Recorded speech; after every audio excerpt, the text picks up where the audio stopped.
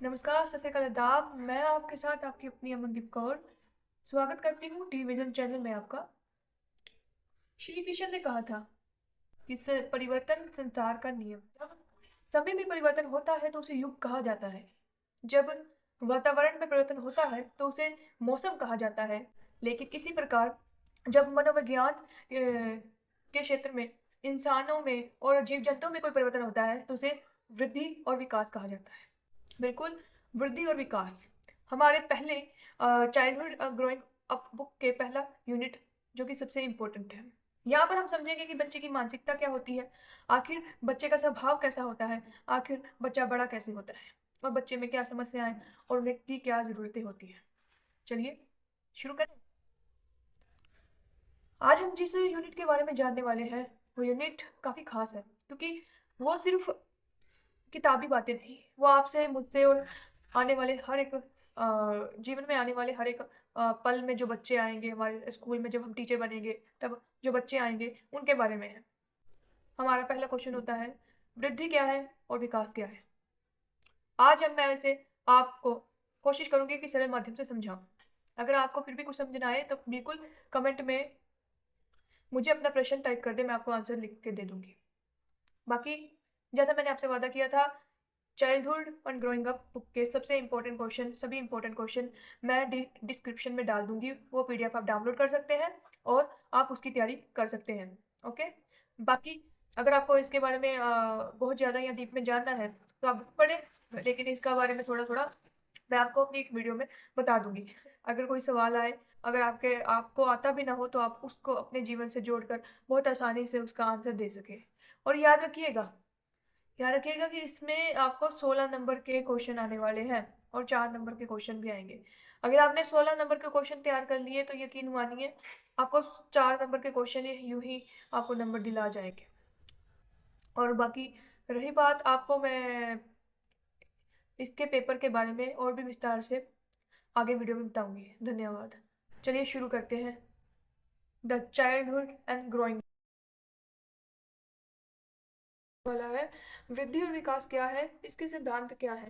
तो इसमें आपको थोड़ा विस्तार से लिखना होगा। सबसे पहले आप इंट्रो लिखनी है, फिर जो पूछा गया है वो, और फिर लास्ट में निष्कर्ष। इसलिए इसका इंट्रो बड़ा ही इम्पोर्टेंट है। मैं आपको इसका इंट्रो स्क्रीन पर दे दूंगी। आप इसको या तो स्क्रीनशॉट खींच लीजिएगा या आप इसे याद कॉपी करके कॉपी में लिख लीजिएगा। बाकी इसको मैं वृद्धि और विकास को बहुत ही सरल भाषा में आपको ऐसे ही बता दूंगी। सबसे पहली बात, वृद्धि से अभिप्राय शरीर के भौतिक आकार में होने वाले परिवर्तन से है। जैसे जब किसी बच्चे की हाइट बढ़ती है, भार बढ़ता है, तो वह वह परिवर्तन वृद्धि कहलाता है। और वहीं पर अगर किसी बच्चे में उसके साथ ही उसकी समझ और बाकी चीज़ें, सामाजिक भावनात्मक भावना आदि बढ़ती है, तो उसे हम विकास कह सकते हैं।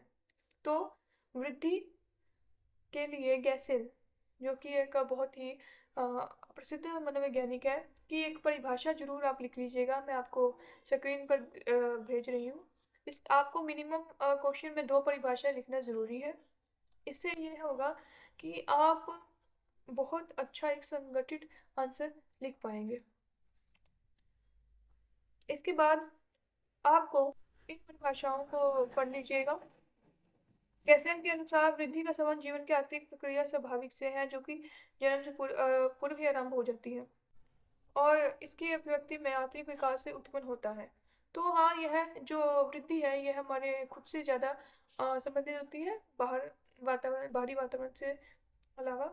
और यहाँ पर वृद्धि जो है वो गुणात्मक नहीं होती है, मात्रात्मक होती है। हम इसे गिन सकते हैं, भार को हम माप सकते हैं, लंबाई को माप सकते हैं, अंगों के आकार, मांसपेशियां, सब चीज़ों को। तो वृद्धि के बारे में आप समझ ही गए होंगे। आपको एक बहुत ही अच्छा उदाहरण देती हूँ मैं, कि जिस तरीके से आपने अगर वो फिल्म देखी है कोई मिल गया, उसमें रोहित होता है। रोहित में वृद्धि तो होती है लेकिन विकास नहीं होता। क्यों? क्योंकि इसका एक उनके बचपन में उनके जब एक्सीडेंट हो जाता है तो उस वजह से उसके मानसिक प्रभाव पड़ता है, जिससे मानसिक भावनात्मक विकास जल्दी नहीं हो पाता। तो इसी तरीके से जो रोहित है उसमें वृद्धि तो हुई लेकिन विकास नहीं। चलिए हम आगे विकास के बारे में जानेंगे, ठीक है। विकास एक सतत प्रक्रिया है जिसके अंतर्गत व्यक्ति में शारीरिक भी, मानसिक भी और बौद्धिक, सामाजिक, भावनात्मक रूप से एक परिवर्तन होता है। इसी परिवर्तन को विकास कहते हैं। और यह परिवर्तन गुणात्मक होता है, यानी यह गुणों से संबंधित होता है कि यह इसे मापा नहीं जा सकता, लेकिन किसी के गुणों की संख्या या उसकी गुणों में की वृद्धि को ही देखकर हम बता सकते हैं किसी में विकास हुआ है या नहीं। विकास को लेकर हमारे सामने विकास की हमें दो परिभाषाएं लिखनी होती हैं। आप अपनी बुक में से देख सकते हैं, नहीं तो मैं स्क्रीन पर पीपीटी का हिस्सा डालूंगी और आप उसमें फोटो खींच लीजिएगा। फिर अगर देखिए, अभी मैंने आपको विकास के बारे में बताया। विकास की एक परिभाषा मैं आपको बता देती हूँ। विकास जो कि क्रैग के अनुसार, विकास की परिभाषा दैहिक वातावरण के प्रभावों के परिणाम स्वरूप व्यक्ति की संरचना एवं बनावट, व्यवहार में होने वाले परिवर्तनों के स्वरूप तो दिया जा सकता है। यानी जो विकास है वो दैहिक शरीर से साथ साथ हमारे आसपास के वातावरण से संबंधित होती है, ठीक है। इसके बाद आपको अगर मैं विकास का एक उदाहरण दूं तो विकास का एक उदाहरण हो सकता है जैसे कि ये फिल्म में रोहित के पास जादू आ जाता है और वो उसकी अपने जादू से हेल्प कर देता है। तब रोहित में एकदम अचानक से एक परिवर्तन दिखाई देता है। यानी वो अपने क्लास में बहुत अच्छी परफॉर्मेंस करता है, उसकी बातों में भी अंतर आ जाता है। तो कह सकते हैं उसका सामाजिक, भावनात्मक और मानसिक परिवर्तन हुआ, जिसे हम विकास कह सकते हैं। तो यही विकास होता है, जहाँ पर एक तरफ हम रोहित जो है वो अ, सिर्फ उसकी वृद्धि होती है, दूसरी तरफ जादू कहने के बाद उसका विकास भी होता है। तो हम कह सकते हैं जो विकास है उसके अंदर वृद्धि आ सकती है लेकिन वृद्धि के अंदर विकास नहीं। मतलब हो सकता है अगर किसी में वृद्धि हुई है तो उसमें विकास ना हुआ हो, या किसी में विकास हुआ है और उसमें वृद्धि ना हुई हो। ऐसे बहुत से उदाहरण हमें देखने को मिल जाते हैं। अब हम आगे जानेंगे। मतलब अगला प्रश्न बन सकता है कि वृद्धि और विकास में अंतर बताइए। अगर यह प्रश्न बहुत ही 4 नंबर में आता है तो ठीक है, नहीं तो अगर 16 नंबर में आता है तो आप इसको थोड़ा लंबा और बड़ा करके ही लिखिएगा। सबसे पहले होता है वृद्धि और विकास में अंतर। यहाँ पर आपको सबसे पहले डेफिनेशंस वही जो पहले बताई थी वो लिखनी है, परिभाषाएं लिखनी है। उसके बाद वृद्धि और विकास में अंतर बताना है। वृद्धि और विकास, आपको इसका अंतर आपको वैसे बहुत अच्छी तरीके से समझ आ गया होगा। अगर नहीं आया तो मैं एक बार दोबारा रिपीट कर देती हूँ। वृद्धि से अभिप्राय बालक के आकार में वृद्धि से है, और वहीं पर विकास से अभिप्राय वृद्धि के साथ साथ ज्ञान और कौशल में है, जैसा मैंने पहले बताया। वृद्धि केवल मात्रात्मक होती है, यानी वृद्धि को माप सकते हैं, वहीं पर ज्ञान को हम गुणात्मक होता है। वृद्धि मुख्य रूप से शारीरिक पहलू से संबंधित है, और वहीं पर विकास समग्र प्रक्रियाओं यानी मानसिक, सामाजिक, भावनात्मक से संबंधित है, और वृद्धि भी इसका एक हिस्सा है। वृद्धि संरचनात्मक होती है, विकास कार्यात्मक होता है। यानी जो वृद्धि होती है वह संरचना, मनुष्य की संरचना बनाने में ज्यादा कारगर होती है, वहीं पर जो विकास होता है वो कार्यागर, यानी हम जब जैसे उदाहरण दूं तो एक इंसान है जिसे हमने दूर से देखा तो वह दिखने में अच्छा नहीं है, तो हम मानेंगे कि उसका विकास अच्छे से नहीं हुआ। लेकिन अगर हम आगे जाके हमें यह पता चलता है कि वह व्यक्ति बहुत महान कलाकार या कोई ऐसा व्यक्ति था, तो हमें इससे पता चलेगा कि उसमें विकास बहुत ज्यादा हुआ है शायद, लेकिन वृद्धि ना हुई हो। तो वृद्धि संरचनात्मक होती, किसी की संरचना बनाती है, और वहीं पर विकास जो है कार्यात्मक है। वो किसी भी कार्य करने, कैसे कार्य किया जाए उसकी क्षमताओं को उत्पन्न करता है। वहीं एक और है कि वृद्धि की एक सीमा होती है। यानी वृद्धि जो है वो एक सीमा तक बढ़ती है, जैसे किसी की हाइट, किसी का भार भार बढ़ता घटता रहता है, लेकिन हाइट जो है एक उम्र तक बढ़ती है। तो यही शरीर से संबंधित, शरीर एक एक समय आने पर हमें अपना पूरा शारीरिक संरचना मिल जाती है, तो यह वृद्धि हुई। और वहीं पर विकास की कोई सीमा नहीं होती। हाँ बिल्कुल, विकास जो है लास्ट में जब प्रौढ़ प्रौढ़ प्रौढ़ावस्था, जब बुढ़ापा आता है तब भी बहुत से लोग बहुत सी नई चीजें सीखते हैं, तो इसका मतलब है विकास की कोई भी सीमा नहीं होती। इसके बाद अगर आपको और भी ज्यादा अंतर के बारे में जानना है तो आप अपनी बुक में से देख सकते हैं, लेकिन मैंने जो सबसे ज़्यादा आने वाले हैं तो वो आपको बता दिए हैं। चलिए अब हम शुरू करते हैं। तीसरा क्वेश्चन जो है, अ, वृद्धि और विकास के सिद्धांत क्या है? तो यह बड़ा ही इंपॉर्टेंट क्वेश्चन है जो बार बार रिपीट होता है। तो इसे आप ध्यान से सुनिएगा और ध्यान से याद कीजिएगा, अपनी बुक में विस्तार से पढ़िएगा भी, क्योंकि जहाँ चीज़ें सुनने से और पढ़ने से भी याद होंगी। अगर आप अकेले सुनेंगे तो फिर शायद आप भूल जाएं, लेकिन अगर आप साथ में पढ़ते भी रहेंगे तो आपको याद रहेंगी। आप इसके नोट्स ज़रूर बना लीजिएगा। चलिए शुरू करते हैं। अ, सबसे पहला सिद्धांत है, विकास एक निरंतर प्रक्रिया है। विकास एक निरंतर प्रक्रिया है, बिल्कुल। विकास जो है पूरे जीवन यानी उसके जन्म से लेकर, यानी जन्म से पहले भी, जब वह गर्भ में होता है तब से लेकर उसकी मृत्यु तक हमेशा एक निरंतर चलती रहती है, वह कभी भी रुकती नहीं है। तो विकास एक निरंतर प्रक्रिया है। इसके बारे में आप और भी ज़्यादा कुछ लाइनें लिखो, क्योंकि आपको मैं पॉइंट एक्सप्लेन कर रही हूँ, लेकिन आपको पेपर में और भी ज़्यादा लिखना होगा। इसके बाद दूसरी, विकास अनिश्चित क्रम में होता है। बिल्कुल विकास निश्चित क्रम में होता है, क्योंकि विकास सबसे पहले छोटे से बड़े तक होएगा। जहाँ पर जब गर्भ में बच्चा बनता है पहले उसका दिमाग बनता है और फिर उसके पैर, यानी एक क्रम में होता है। पहले बच्चा बैठेगा, बैठना सीखेगा, फिर दौड़ना सीखेगा, फिर वो आगे चलना सीखेगा।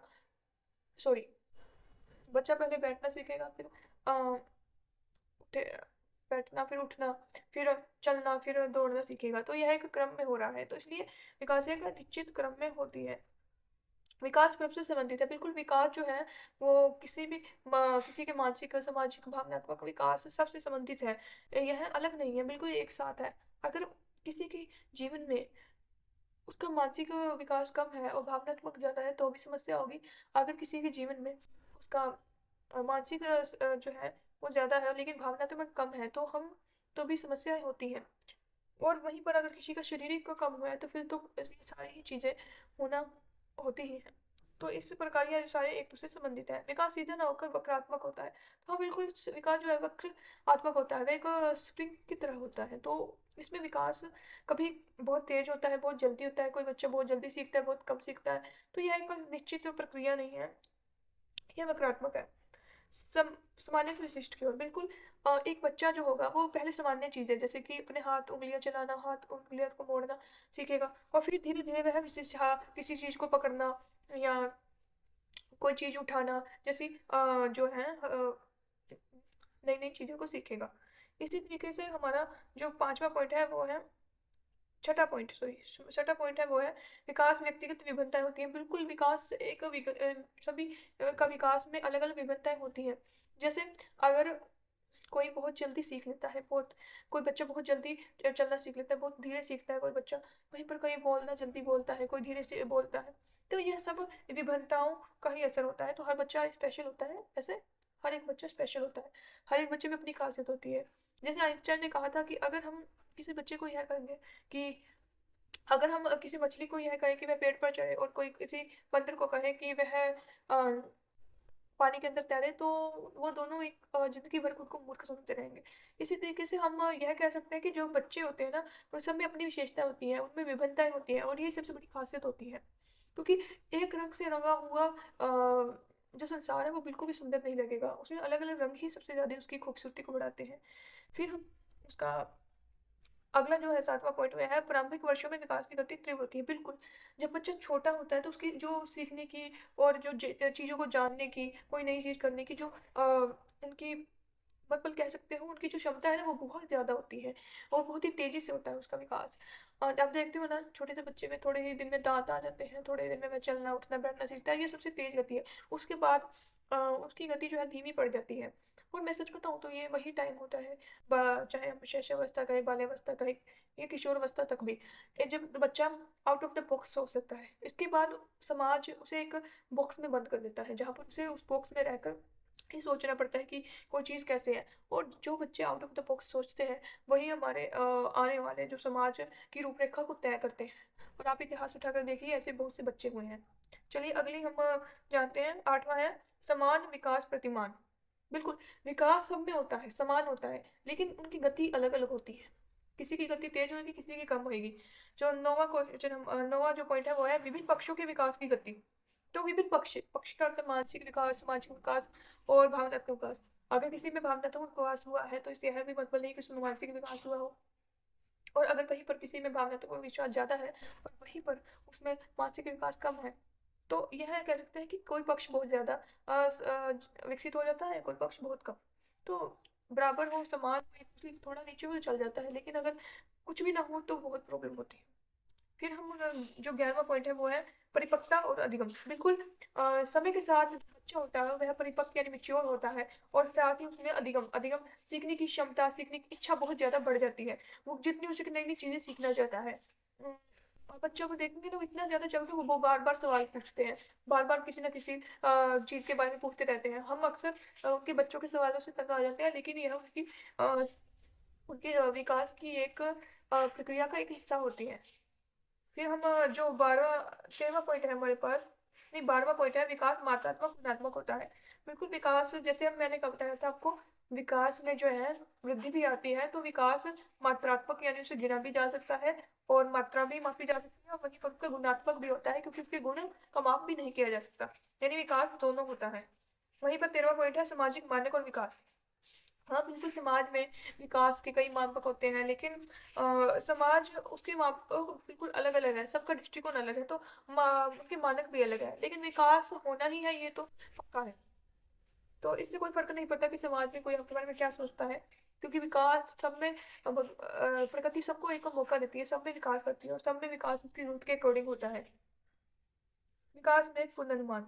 बिल्कुल, विकास का पूर्वानुमान हम लगा सकते हैं कि हम लगा सकते हैं कि एक बच्चे की हाइट, अगर बच्चा कम बोलता है तो वह बड़ा होकर कैसा बोलेगा, ये हम लगभग सही अंदाजा नहीं लगा सकते, लेकिन अनुमान लगा सकते हैं कि कोई बच्चा कैसा बड़ा होकर बनेगा। इसके बाद है विकास और स्वयं सिद्धि। विकास बिल्कुल स्वयं सिद्ध करने के लिए बहुत ही जरूरी है, समाज में खुद को रिस्पेक्ट दिवाने के लिए विकास बहुत ही महत्वपूर्ण होता है। वहीं पर लास्ट है आनुवंशिकता और वातावरण। विकास पर जो सबसे ज्यादा प्रभाव डालता है वो आनुवंशिकता बोले, आनुवंशिकता यानी हमारे माता पिता से संबंधित बातें हैं, और इसके अलावा वातावरण, हमारे समाज, हमारा परिवार, हमारे आसपास का कैसा माहौल है, यह बहुत ही ज़्यादा प्रभाव डालता है। उसके बाद हम लास्ट में जो पढ़ने वाले हैं वो सिद्धांतों का शैक्षिक महत्व, यानी शिक्षा में इन सिद्धांतों का क्या महत्व है। आखिर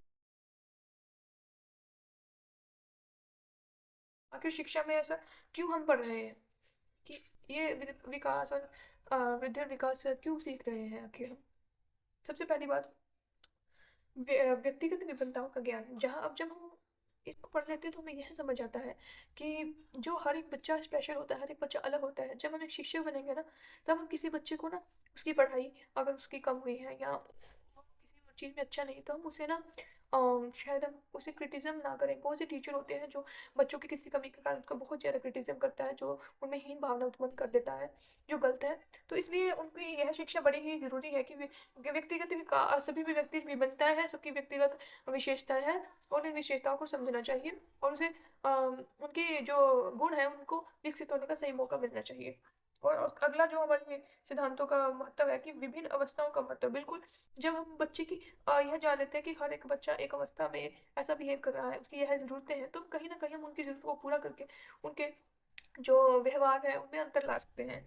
उसके अलावा भावी व्यवहार का निर्धारण। बिल्कुल, हम अगर बच्चा जो है देखकर सीखता है, तो कहीं न कहीं हम यह समझ सकते हैं कि कौन-सी उम्र के बच्चों के सामने कैसा व्यवहार करना चाहिए, वह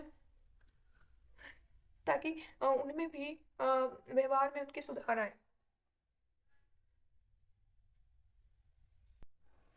बाकी यथार्थवादी अपेक्षाएँ, मतलब कि यथार्थवादी यानी प्रैक्टिकल। प्रैक्टिकल्स बिल्कुल, जब हम व्यक्ति और विकास को पढ़ेंगे तो हम यह समझ पाएंगे कि एक बच्चा कैसे सोचता है, कैसे समझता है, और इसका शिक्षा में बहुत बड़ा रोल होने वाला है, आज भी बहुत बड़ा रोल है। जब हमने इंटर्नशिप की, तब हमने बहुत से बच्चों से मिले, तब हमने यह जाना कि हर एक बाग में बहुत सारे फूल होते हैं, उन बागों के हर एक फूल की एक अलग सुगंध है, और उस फूल को अगर हम किसी फूल को एक अच्छा लगे और दूसरे फूल को हम बुरा कहेंगे तो दूसरा बार बच्चा बुरा मान जाता है। तो इसलिए हमें हर एक बच्चे की भावना का ख्याल रखना चाहिए, कोशिश करनी चाहिए कि उसे एक बच्चे के वृद्धि और विकास में कहीं भी रुकावट ना आए। तो हम एक जब हम एक शिक्षक बनेंगे तो हम एक शिक्षक के स्थान पर रहकर यह सोच पाएंगे कि बच्चे का वृद्धि और विकास कैसे हो, क्योंकि क्योंकि यही बच्चे आने वाली पीढ़ी है और आने वाली पीढ़ी ही हमारा समाज निर्धारण करने वाले हैं। तो अगर हम इनका वृद्धि और विकास सही तरीके से होएगा तभी हमारे समाज का विकास का और वृद्धि और विकास सही होएगा। तो धन्यवाद, आज के लिए सिर्फ इतना। अगर आपको वृद्धि और विकास के बारे में कोई क्वेश्चन है तो आप पूछ लीजिए। और बल्कि मैंने चाइल्डहुड एंड ग्रोइंग अप के जो सबसे इम्पोर्टेंट क्वेश्चन है उसकी लिस्ट नीचे डिस्क्रिप्शन में डाल दी है, आप उसे डाउनलोड कर सकते हैं। धन्यवाद।